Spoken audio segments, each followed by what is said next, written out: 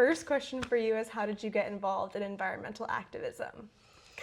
We have to go way, way back. I was pretty much set up for it by my parents. My parents were activists. My father was an activist in the 40s, my mom in the 50s and 60s. And of course, I lived through the era of Vietnam. That was, my high school and college years.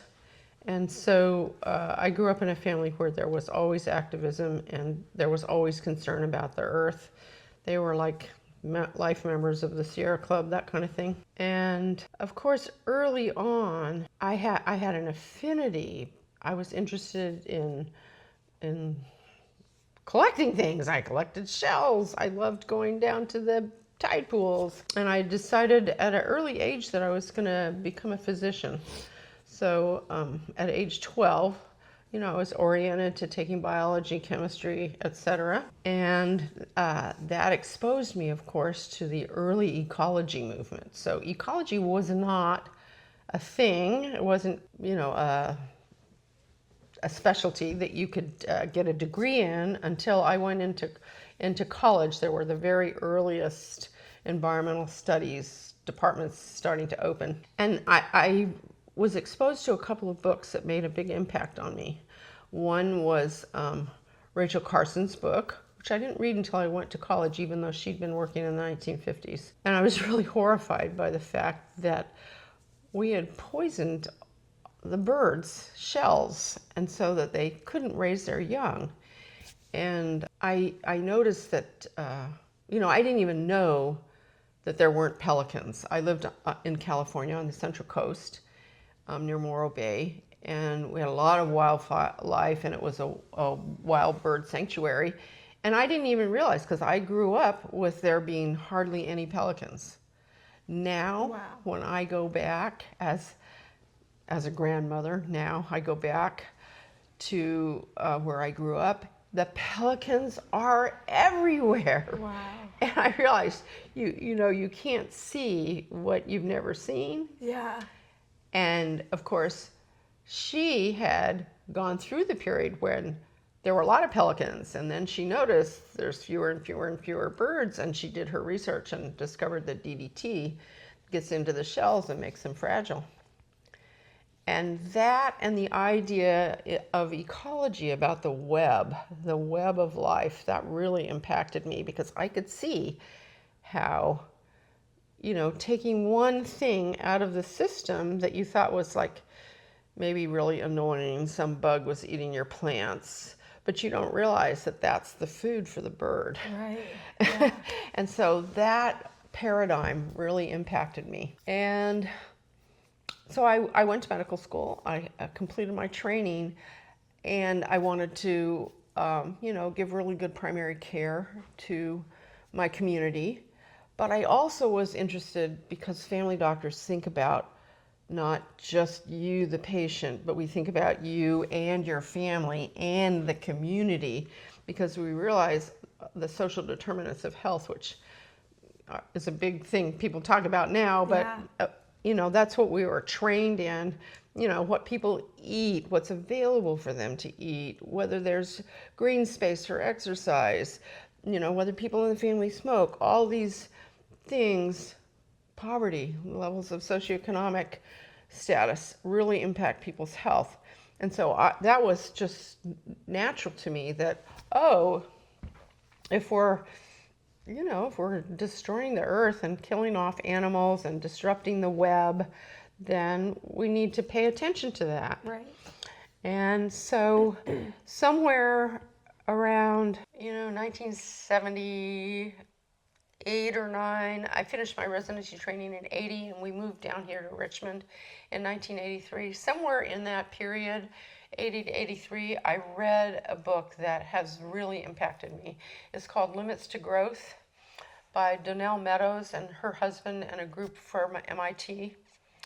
And they were the early people who did climate modeling. It was the beginning of, big computers And they, developed this whole idea of peak oil and the fact that oil was a non-renewable resource as well as coal. They had been created during, before the dinosaurs, that sort of thing. And we were digging it all up, burning it away. And I became aware of the fact that this was a limited resource. And that something was going to happen. And of course, I didn't think it would happen in my lifetime. Right. I didn't even think it would happen in my children's lifetime. I figured, well, this is a problem that's going to be down the road, my grandkids, my great-grandkids. And so, but I should be preparing for it. I should be learning to live more sustainably, more simply, not consume as much, be aware of my footprint. And so I just started doing things. We built a solar house in 1983. A passive solar house. There were no photovoltaics at that time, but there's a lot that you can do, especially if you're lucky enough, as we were, to have money to build from the ground up and to work with a green architect. And so I lived out there for 20 years and had a private practice, and my kids went to good schools out there. And then we realized, of course, that, during the 80s, there was a lot of talk about the beginnings of climate science and people talking about global warming, et cetera. And of course, I was sort of primed to hear all of that. And I saw that it had become a big political fight, that scientists were saying, oh, this isn't true. And then the other scientists were saying, well, yeah, here's the data. We're doing these ice cores and stuff. And so I kind of followed that along. But it wasn't really until about 15 years ago that I realized, holy cow, this is not happening in your grandchildren or great-grandchildren. This is happening right now. Yeah. It is happening in your lifetime.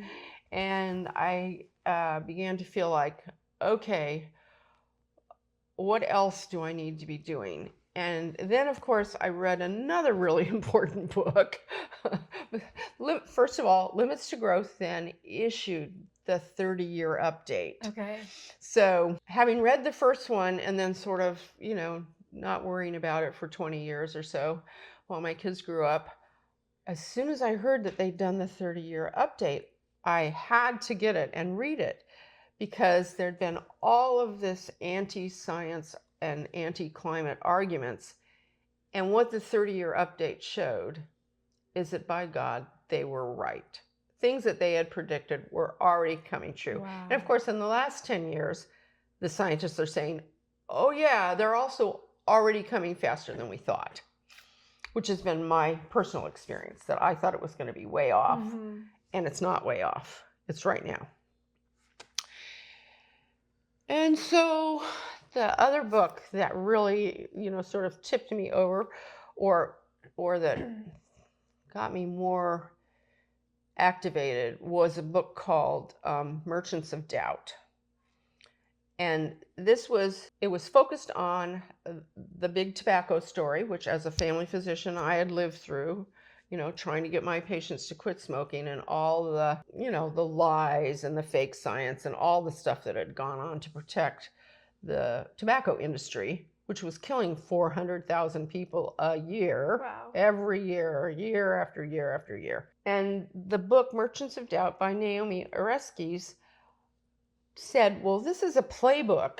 It's not only the tobacco people, but look at this. The fossil fuel people have been doing exactly the same thing.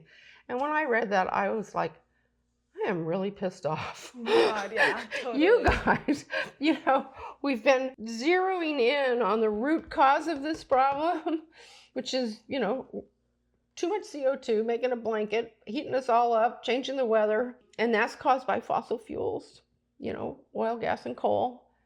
And what's the real root cause of this?